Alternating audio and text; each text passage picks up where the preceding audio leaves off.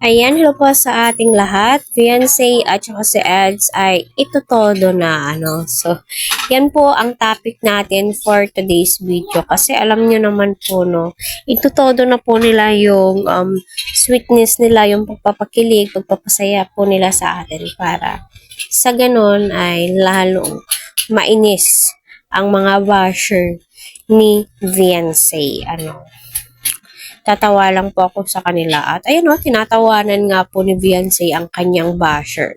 So, matuto po tayong labanan yung mga basher na alam naman po natin sa sarili natin na wala po tayong ginagawang masama sa kanila, no? Bagkos nagbibigay pa nga po ng good vibes ang Team EDSI. At request lamang po ito sa mga supporters, sa mga basher dyan, no?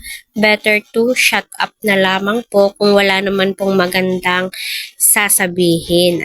Kasi minsan nagre-reflect po sa atin yan kung ano yung totoong ugali po natin, di ba? Kaya patuloy po natin suportahan si Kalinga Prab, Kuya Val, at ang buong team Kalinga po. Huwag po natin skip ang kanilang ads.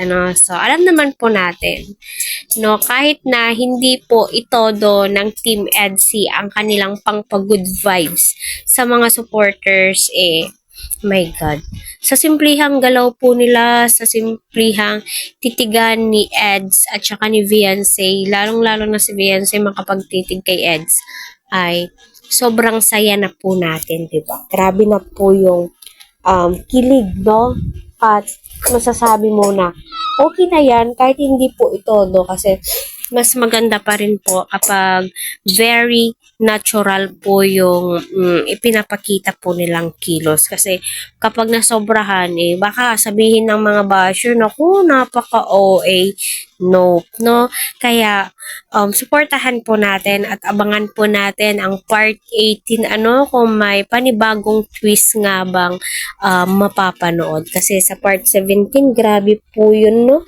Di po natin inaasahan yung ginawa ng Team Kalingap, especially si Kalingap Ram at saka si Kalingap Edo.